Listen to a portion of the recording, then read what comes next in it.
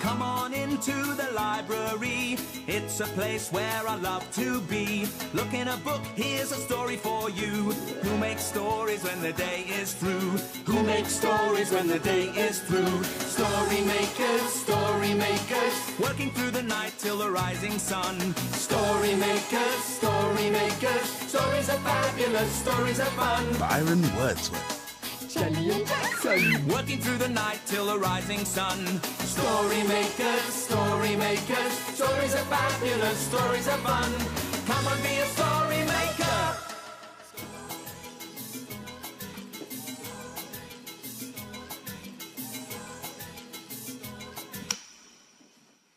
Story makers.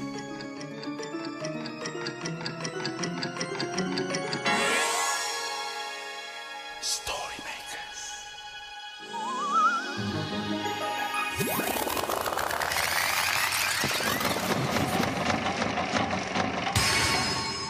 Story makers. It's midnight in the library. Hello. Time for all story makers to come out. Are you ready? Sun is down, stars are bright, story makers come out at night. Hi, story makers. I'm Byron Wordsworth, ready to make some magic and lots of stories. Hi, Jack. Byron! Hello, my swell gel. Is that you, Byron? Well, of course it's me. Who else would it be? Well, it's just that you look a bit different. Different? Yeah. Are those new glasses that you're wearing? Glasses? Yeah. Oh, no, Gels, my little green dream. That's my mask. You see, I've just been to a dressing-up party. A dressing up party? Hey, that's right. A dressing-up party. Oh, it was fantabulous. Everybody dressed up as something. I went as a leopard. There were coloured lights. The band played music. And we danced and we danced and we danced. Oh, wow, that sounds like fun. Byron, it would be so dreamy if we could have our own all dressed up party. Yeah. I could be a spotty dotty bug like this one here. Oh, yes, ladybird. Hey, Jax, I know. You could be a rattlesnake, huh? They've got spots. Or you could be a speckled frog. No. I know. How about a spotted salamander? Or a spotty dotty tiger. Yeah. Gels. Yeah. Tigers aren't spotty. They're stripy. Yeah. Striped. Well, I don't know. Let me think. What else has spots? Woof, woof. I could be a spotty dog. Yeah. Sultry. A Dalmatian. All right, let's see. Keep still, Jax. Abracazoo. Ooh, feels funny. Yeah. Look like. It's so funny, Jackson. Hey, Gels, you need a little bit of attention too. So you keep still, okay? Okay, yeah. All right. Abracazoo. What is it? Oh, wait. Let me put my mask back on. Okay. What did you say you were again, Byron? I'm a leopard. Oh. They're wild cats. They're fast, they're sleek. A little bit like me. And they're very spotty. I know. We could have a spotty dotty all dressed up party.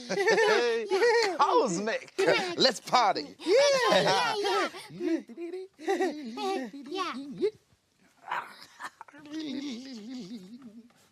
It doesn't feel very party-ish. No, I think there's something missing. Yeah. I don't know. I need time to think. Right. How's about a story? Oh, yeah! Oh, we could use the furry ladybird picture to make a story. Hey, come on. Cosmic. Cosmic. What do I look like then? Well, quite sweet. We need a lot of imagination to make a story. So think bug, Think spots from your toes to your tops. Yeah. Imagine, imagine, imagine a story. What is it? Ah, it's a playbook. And it's called T for Lady Two-Spot. Under a stony summer sky, in the garden of Grand's old stone house, the wind played gently in the branches of the baby crabapple tree. And a ladybird scurried across a leaf. Lady Two-Spot was in a rush. She was hot and bothered and very flushed. A locker passed by and heard her cry. "Oh, bless my two spots, what shall I do? I'm supposed to meet Lady Seven-Spot at 2:30. Excuse me, Mr. Fly, I simply must pass by," she muttered. "She's waiting for me in the grass below. But how I'll get down there, I just don't know." A locker couldn't believe his eyes. A talking ladybird? What a surprise! Down in the grass, Lady Seven-Spot waited. "Where's Lady Two-Spot? She's ever so late." "I'm up here, dear," shouted Lady Two-Spot from high in the tree. "You might as well be on the moon, because you're never going to get to me. You're too far away," said Lady Seven-Spot sadly. Then the locker had a plan. He let Lady Two-Spot climb on his hand. She felt as soft as a whisper. And a tiny bit tickly. "Don't be scared. I'm going to help you meet your friend," he said. Then he put her down amongst the prickly grass. "Whee! Together at last!" cried Lady Seven-Spot happily. "Would you like some crabapple tea?" Under a stony summer sky, two ladybirds dined on aphid pie and scuttled up and down in the grass with joy. Thanks to a locker, a kind little boy. Oh, Lockie was so helpful, wasn't he? Oh, yes. And the ladybirds had their tea party in the end. Oh, Byron, what about our party? Oh, yeah. Let me see. Now, we're all dressed up in our spotted masks, but there's still something missing. Yeah. Oh, I know. Some pretty lights, because you said there were special lights at your all dressed-up party, Byron. You're right. Yeah. All right, this calls for some fast finger work. The man in the suit says abracazoo.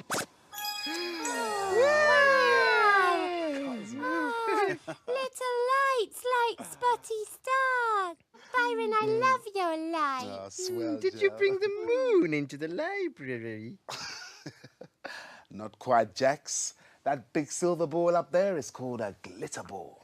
Ah, the glitter ball. It makes everything so glittery. Yeah, that's right. Oh, look, it's shining on the story machine.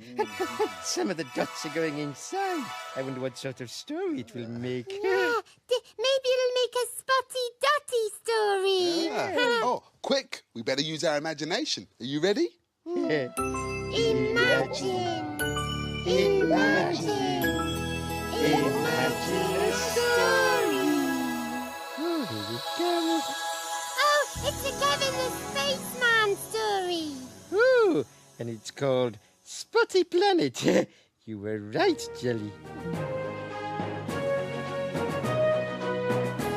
Kevin and Spanner in space to explore, seeking out planets never heard of before.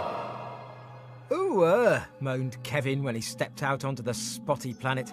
"I've got spots in front of my eyes. I think I might be ill." Spanner knew what he meant. He thought he'd better lie down. "Oh, watch out," came a voice. "Don't lie on me. No lying on spots allowed." A large orange spot had popped up in front of him. Kevin thought it might be difficult to find anywhere else to lie. "And since you're here, you'd better wear this spot too."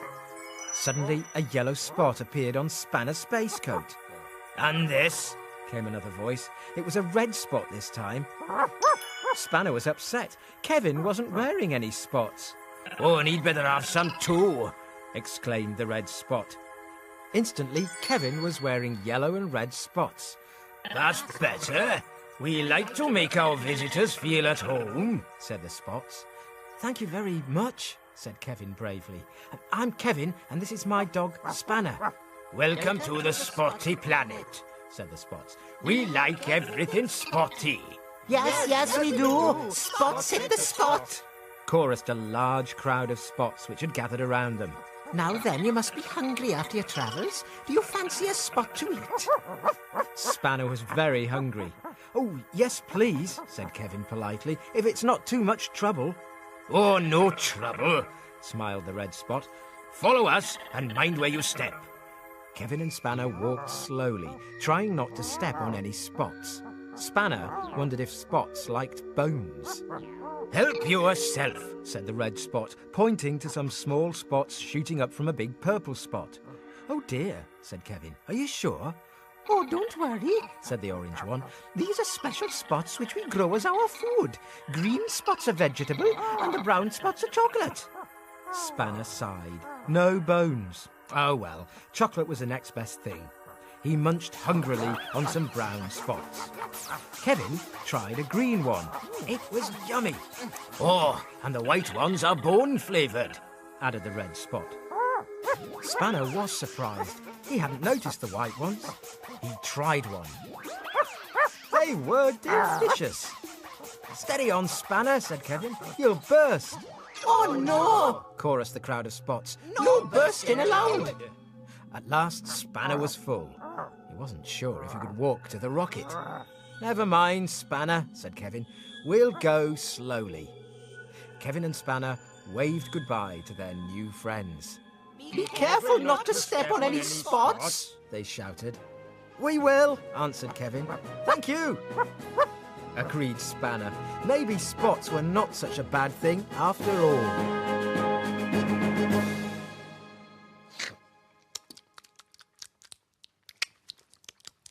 Blackberry, my favourite.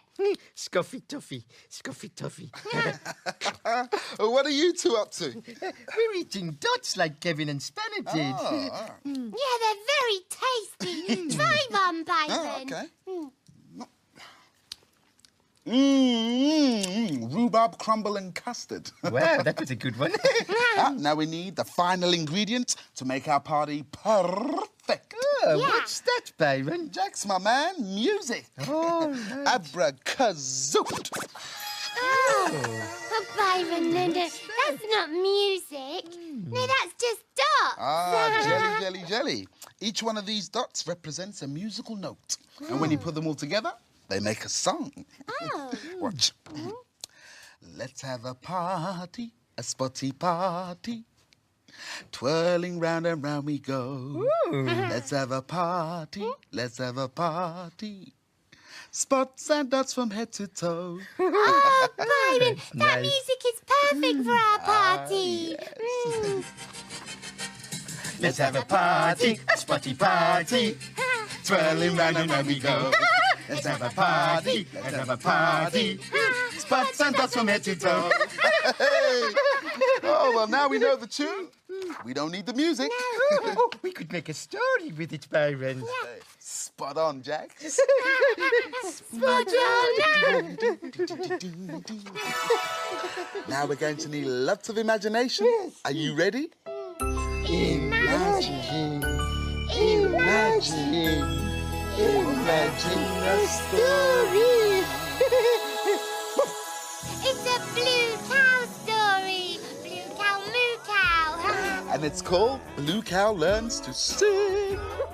In a field not far away is a herd of cows grazing quietly. One of the cows is most unusual. Blue Cow wonders about the big world beyond her field. One day, Blue Cow was listening to the birds singing. I wonder what it would be like to be able to sing. She's off again, said the other cows. So Blue Cow caught the bus that stops beside her field. I'd like a ticket to somewhere I can learn to sing, please. There you go, madam. Hold very tight. And they set off for the music shop.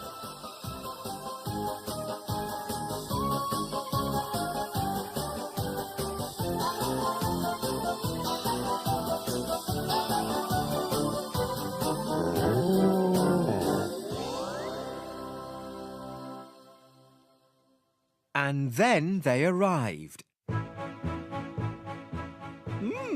Perfect, thought Blue Cow. I can buy a new voice here. The man behind the desk screwed up his face. No, love, he said. You can't buy a new voice. You have to take singing lessons to be able to sing. Well then, I'd like some lessons, please, she said. Well, you're in luck. There's a singing teacher free right now, so you can start at once. So, Blue Cow started her singing lesson with Madam High Note. Repeat after me. Moo, mommy, moo. Moo, mommy, moo. Oh, a natural talent. If you practice hard, you may even appear in my concert at the Opera House next week. Moo. Blue Cow wanted to appear at the Opera House so much that she practiced by day and she practiced by night. She sang in the sun and she sang in the rain. She sang and sang until her voice was beautiful and the day of the concert finally came around. Ladies and gentlemen, may I present a newcomer to the singing world, Miss Blue Cow singing Daisy, Daisy. Everyone clapped as Blue Cow walked on stage. She sang in her very best voice, and she sang her heart out. At the end, the audience cheered and threw flowers, while Blue Cow took 3 curtain calls.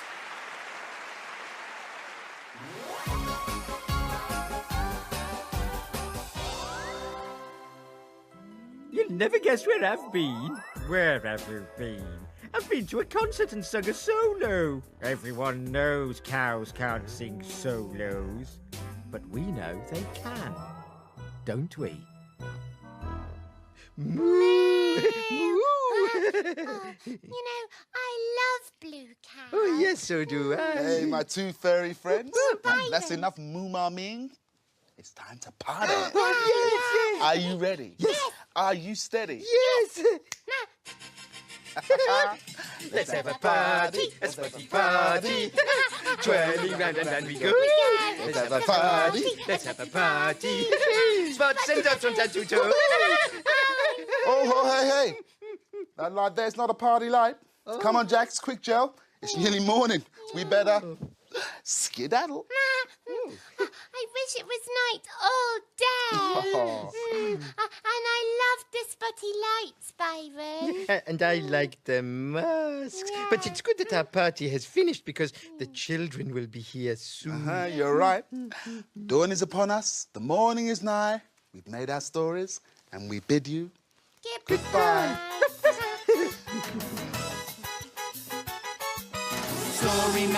Story makers, working through the night till the rising sun. Story makers. Come back soon. Thanks for helping. Bye. See you later, story maker.